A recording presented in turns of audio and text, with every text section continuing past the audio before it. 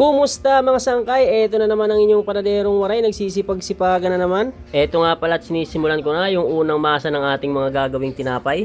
Katulad nyo rin ako mga sangkay na araw-araw busy, araw-araw may ginagawa para kumita. Magkakaiba man yung ating mga gawain, ay isa lang yung ating hangarin, yun ay kumita. Para mayroon tayong pangtustos sa ating mga pang-araw-araw na pangangailangan. Lalong-lalo na kung tayo ay pamilyado.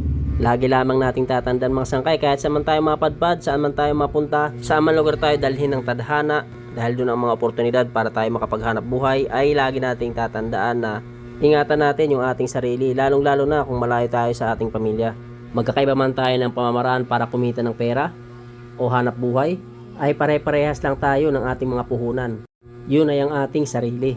Kaya ang laging nating hiling sa tuwing tayo ay nananalangin, ay mabigyan tayo ng magandang pangangatawan, nang sa ganon ay dire-diretso yung ating pamumuhay at makapagtrabaho tayo ng maayos. Dahil paano nga ba tayo makakapagtrabaho ng maayos kung sakaling meron tayong iniinda sa ating katawan, di ba? Kaya isa sa pinakamahalagang iingatan natin ay ang ating katawan o ang ating sarili.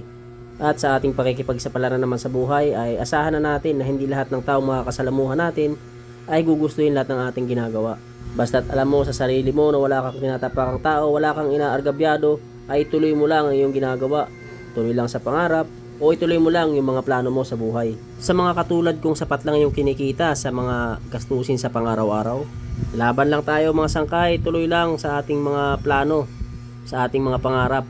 Dahil walang ibang tutupad sa mga pangarap natin kundi tayo rin mismo. Dahil ang mga pangarap natin ay hindi lang tayong nagnanais nun na gustong matupad, kundi ang pamilya rin natin na umaasa sa atin na sana'y mabigyan tayo ng magandang kinabukasan, mabigyan sila ng magandang kinabukasan o magbunga yung ating pagsusumikap sa buhay. Bilang isang panadero ay malaking pasasalamat ko dahil nabigyan ako ng ganitong kaalaman na kahit paano ay dito ko lahat kinukuha mga pangtustos ng aking pangangailangan sa pang-araw-araw, pangangailangan ng aking pamilya. Walang trabahong madali, alam natin lahat yan.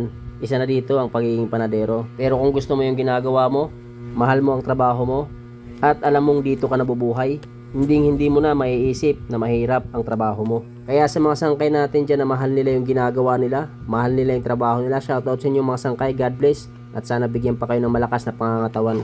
Shoutout nga pala sa mga solid followers natin dyan mga sangkay, shoutout sa inyo.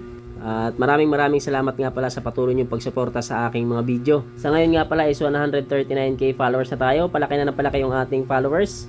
So ayun, bali sa mga naghahanap ng recipe ng ating mga tinapay, mga simpleng recipe, ay nandyan na po sa ating page mga sangkay, sa long form video, nandyan na po yung ating mga recipe. At kung gusto mo, ipasyalan mo yung aking YouTube channel, Marcel TV din po, dahil mas marami pong naka-upload doon na recipe about baking. Sigurado po kung makakatulong yun sa inyo. So hanggang dito lang yung aking video mga sangkay, maraming salamat at God bless po sa inyo.